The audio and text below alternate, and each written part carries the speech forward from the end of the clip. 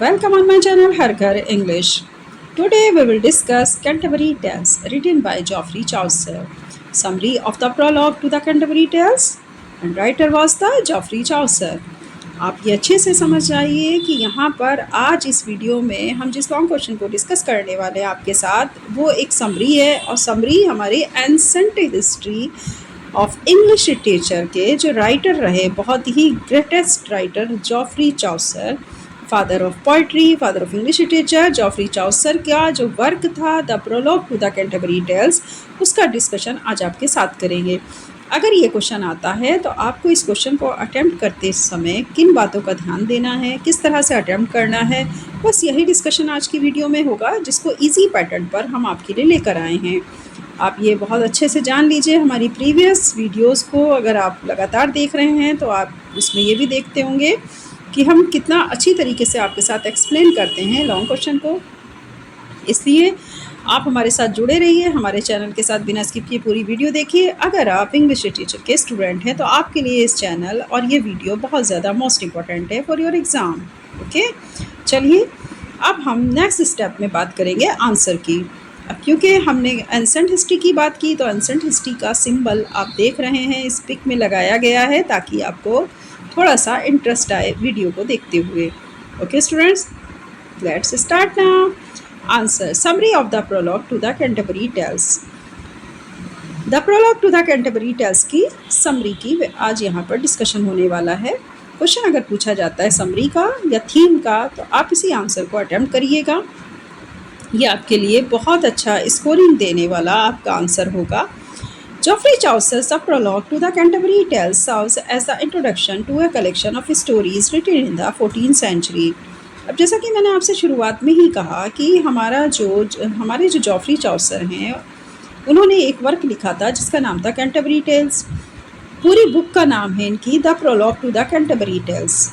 ये पूरी book 14th century में लिखी गई ये कलेक्शन ऑफ स्टोरीज़ था। मतलब इन्होंने एक इंट्रोडक्शन देते हुए कलेक्शन ऑफ स्टोरीज़ का इंट्रोड्यूस कराया था द प्रोलॉग में और उस पूरी बुक का नाम था the prologue to the Canterbury. Okay, it begins with a description of spring, a season associated with rebirth and pilgrimage. ये शुरुआत करते हैं जब इस बुक की कहानियों की। आपको यहाँ पर ये समझना होगा कि कलेक्शन ऑफ स्टोरीज़ तो है, जब ये स्टार्टिंग में ही क्या दिखाने की कोशिश की इन्होंने अपनी बुक में कि बसंत ऋतु की पूरी तरीके से उन्होंने वर्णन किया। ये जो बसंत ऋतु थी ये अपने आप में सिंबल है रीबर्थ का और पिलग्रिमेज का। वहाँ पे क्या होता है 14th सेंचुरी में यूरोप का जो कल्चर रहा होगा उस टाइम पर, वहाँ पिलग्रिमेज जाते थे और वॉकिंग, मतलब एक तरह से देखा जाए तो वो बहुत ही ज़्यादा जर्नी के एक पर्पस को लेकर के जाते थे किसी भी हॉली प्लेसेस पर और वहाँ से फिर वो अपनी यात्रा की शुरुआत करते थे। तो कहा जा रहा है कि during this time people from all walks of life begin journeys. तो वो लोग क्या करते थे इस समय पर, वो सभी लोग जब एक स्प्रिंग का सीज़न आता था तो वो सभी लोग पैदल चल करके अपनी यात्रा, अपने जीवन की यात्रा को शुरू करते थे और किसी पवित्र स्थान से शुरू करते थे। स्पेशली सेंट थॉमस बेकेट की एक समाधि थी कैंटरबरी के अंदर। तो कैंटरबरी टेल्स इसका नाम क्यों पड़ा, क्योंकि कैंटरबरी के अंदर ही जो संत थॉमस बेकेट थे उनकी समाधि थी। तो सब लोग इस पवित्र स्थान पर आते थे और यहाँ से अपनी यात्रा की शुरुआत करते थे। Chaucer himself is among a group of 29 pilgrims who gather at the Tabard Inn in Southwark near London before setting out on their journey. Chaucer ने खुद भी अपने आप को 29 पिलग्रिम्स के ग्रुप में शामिल किया। चाउसर मतलब खुद भी एक पिलग्रिम्स की तरह ही अपने को क्या कर रहे हैं, हमारे सामने प्रेजेंट कर रहे हैं। और ये सब लोग जाकर के साउथ यॉर्क के टाबर्ड इन में रुके। उस सराय का नाम था टाबर्ड और इन कहते हैं सराय को। कहाँ पर था ये, अब इसकी लोकेशन देख लेते हैं। ये लंदन के पास था। Before setting out on their journey, इन्होंने अपनी यात्रा को शुरू करने से पहले यहाँ नियर लंदन यानी लंदन के पास का जो साउथ वार्क टाबर्ड इन था इस जगह को अपनी सेटिंग के लिए या अपनी स्टोरी की सेटिंग के लिए सिलेक्ट किया। तो चाउसर खुद भी क्या थे इस ग्रुप में 29 पिलग्रिम्स के बीच में एक वो खुद भी थे। ठीक है, नेक्स्ट आप पैराग्राफ इसमें मेंशन करेंगे। The host of the inn, Harry Bailey, proposes a storytelling contest to make the pilgrimage more entertaining. उस सराय का जो मालिक था, जो मेज़बान था, जो होस्ट कर रहा था, अंडरस्टूड, उसका नाम था हैरी बैली। वो एक प्रपोजल रखता है सभी पिलग्रिमेज के सामने कि क्यों ना इंटरटेनिंग के लिए हम एक काम करते हैं, कहानियाँ सुनाने का कॉन्टेस्ट रखते हैं। तो हैरी बैली नाम का जो होस्ट था इस इन का, वो क्या काम कर रहा है, वो प्रपोज कर रहा है स्टोरी टेलिंग कॉन्टेस्ट के लिए सभी पिलग्रिमेज के बीच में, ताकि और ज़्यादा मज़ा आए। Each pilgrim is to tell two stories on the way to Canterbury and two on the return. उसने कहा कि हर तीर्थ यात्री यानी हर जो भी ईच पिलग्रिम मतलब प्रत्येक पिलग्रिम क्या काम करेगा, दो कहानियाँ तो जाते समय कैंटरबरी सुनाएगा। जब वो कैंटरबरी तो जा ही रहे हैं, क्यों जा रहे हैं, क्योंकि सेंट थॉमस जो बकेट हैं उनकी समाधि वहाँ पर है। तो दो कहानियाँ रास्ते में सुनाई जाएंगी कैंटरबरी के, और दो कहानियाँ रिटर्न जब वो कैंटरबरी से वापस होंगे तो टू स्टोरीज वो तब सुनाएंगे। The best story teller will receive a free meal at the inn paid for by the others. सबसे बेहतरीन स्टोरी टेलर जो होगा वो उसको फ्री का खाना मिलेगा इस इन में जब वो रुकेगा, और उसका जो पेमेंट है वो दूसरे लोग करेंगे, यानी जो दूसरे उसके साथ में पिलग्रिमेज हैं 29 में से, तो एक तो कोई तो होगा ना जो बेस्ट स्टोरी टेलर होगा, तो 28 उसका पेमेंट करेंगे और उसको फ्री में खाना मिलेगा इनमें। The host also volunteers to accompany them as जज एंड गाइड। उसने कहा कि होस्ट खुद भी उन सबके साथ में रहेगा, साथ ही वो जज करेगा और सबको गाइड भी करेगा। अंडरस्टूड। ये जो आपका पैराग्राफ है इसको आप मेंशन करते हुए आगे बढ़िएगा जब आप लॉन्ग क्वेश्चन अटैम्प्ट करें।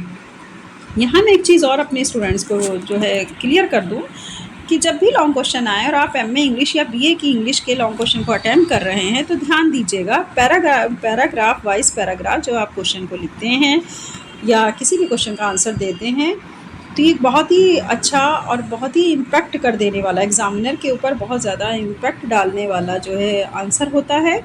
तो आप इस तरह के आंसर को अटेम्प्ट करिएगा। साथ ही स्टोरी आपको एकदम क्लियर होनी चाहिए, इसीलिए आज आपके साथ यहाँ पर समरी को डिस्कस किया जा रहा है, ताकि आप कैंटरबरी टेल्स की पूरी स्टोरी को समझें कि कहाँ से स्टार्टिंग हुई और किस तरीके से उन लोगों ने कहानियाँ सुनानी शुरू की। Chaucer then introduces each pilgrim in detail, describing their physical appearance, clothing, profession and character traits. चौसर ने यहाँ पर हर जो भी ईच पिलग्रिम था उसको डिटेल में उसको इंट्रोड्यूस कराया। ओके, उनके फिजिकल अपीयरेंस को इंट्रोड्यूस कराया, उनके कपड़े कैसे थे, उनका प्रोफेशन कैसा था और उनके कैरेक्टर ट्रेट्स क्या थे। The pilgrims represent a broad cross-section of medieval English society, nobility, clergy, professionals, statesmen and peasants. ये पिलग्रिम्स पूरी तरीके से रिप्रेजेंट कर रहे थे ब्रॉड क्रॉस सेक्शन को मिडिवल इंग्लिश सोसाइटी के, जिसमें कि नॉबल्टी थी, सम्मानजनक प्रोफेशन था, जैसे कि नॉबल्टी यानी सम्मानित लोग थे, क्लर्गी पादरी टाइप के लोग भी थे, प्रोफेशनल्स भी थे, बिजनेसमैन भी थे, ट्रेड्समैन मतलब व्यापार करने वाले, और किसान भी था, पीजेंट्स भी था। Some are ideal figures like the noble knight and the virtuous person. कुछ फिगर तो एकदम आइडियल टाइप थी, जैसे कि नोबल नाइट और the virtuous person. Noble knight आप जान लीजिए, नाइट का मतलब शूरवीर से लिया जाता है, लेकिन उसमें नाम ही उस कैरेक्टर का है नोबल नाइट। सम्मानित व्यक्ति था नोबल नाइट, और दूसरा गुणों से भरा हुआ पर्सन था। while others such as the corrupt friar and the deceitful partner। वहीं दूसरी तरफ कुछ ऐसे भी करप्टेड लोग थे जिनमें कि नाम आ रहा है फ्रायर का और धोखा देने वाले पार्टनर का। ठीक है, उन 29 पिलग्रिम्स की बात हो रही है, जिसमें से दो तो बहुत ही ज़्यादा आइडियल फिगर थे, जिसमें कि एक नोबल नाइट है, दूसरा वर्चुअस पर्सन है। और दूसरी तरफ अगर हम देखें, the other hand is corrupt fryer and the deceitful partner. मतलब करप्ट का मतलब आप जानते ही, भ्रष्टाचारी फ्रायर, और डिसीटफुल पार्टनर था धोखा देने वाला। Reveal the hypocrisy and moral decay within religious and social institution. यहाँ कुछ इस तरह की चीज़ों को रिवील किया गया है जिसमें कि हाइपोक्रासी और मॉरल डीके की बात हुई, जबकि वो साथ साथ क्या है, रिलीजियस भी है और सोशल इंस्टीट्यूट के साथ भी। तो कुछ चीज़ें इस तरह की प्रकट हुई हैं इस स्टोरी के थ्रू, जिसमें आपका अगर हम देखें तो इस तरह के कैरेक्टरिस्टिक देखने को मिल रहे हैं, hypocrisy, moral decay within religious and social institute के साथ साथ। नेक्स्ट बात कर लेते हैं, through vivid descriptions and clever satire, Chaucer highlights the diversity of human nature and social classes. इस पूरे विभिन्न प्रकार के वर्णन में बहुत ही चालाकी से सटायर करते हुए चाउसर ने हाईलाइट किया है ह्यूमन नेचर को, जो कि डाइवर्सिटी लिए हुए होती है और अलग अलग अलग अलग समाज के वर्ग से ये लोग आए हुए थे। तो जिस तरह के सोशल क्लास से वो लोग आए हुए थे उस तरह उनकी ह्यूमन नेचर थी और इसीलिए उनके बीच में डाइवर्सिटी हमें देखने को मिल रही है। चाउसर ने इसको बहुत अच्छी तरीके से हाईलाइट किया है। He uses humor and irony to criticize greed, hypocrisy, and social pretense, while also praising honesty, wisdom, and devotion. वो हमेशा ही यूजेज ह्यूमर, उन्होंने इस्तेमाल किया थोड़ा ह्यूमर का, थोड़ा आयरनी का, क्रिटिसाइज ग्रेड, लालची को, जो भी लालची इंसान होता है उसको क्रिटिसाइज भी किया, हाइपोक्राइसी एंड सोशल प्रिटेंस, और सामाजिक जो लोग होते हैं अपने को दिखाते कुछ है होते कुछ है, तो उस तरह के जो लोग थे। वाइल ऑल्सो प्रेजिंग, जबकि उसने एक तरफ तो ऐसे लोगों को दिखाया, इन पे ह्यूमर भी किया, वो हंसा भी, आयरनी भी की। तो ये वो ट्रेड्स हैं जिनके ऊपर उसने ह्यूमर और आयरनी की। तो वो ट्रेड्स थे criticise, greed, hypocrisy and social pretence. जबकि दूसरी तरफ उसने प्रेजिंग भी किया, उसने मतलब क्या किया, प्रशंसा भी की। कौन से ट्रेड्स की? Honesty, wisdom and devotion. जबकि दूसरी तरफ उसने प्रेजिंग, उसने क्या किया है, प्रशंसा की है, ऑनेस्टी, विजडम एंड डिवोशन की। Understood? Next, in short, the prologue is a lively and realistic portrayal of 14th century English life. ये प्रोलॉग अपने आप में बहुत ही रियलिस्टिक पोर्ट्रायल दे रहा है 14th सेंचुरी की इंग्लिश लाइफ का। It not only sets the stage for the tales that follow, but also presents Chaucer's deep understanding of people's society and moral values.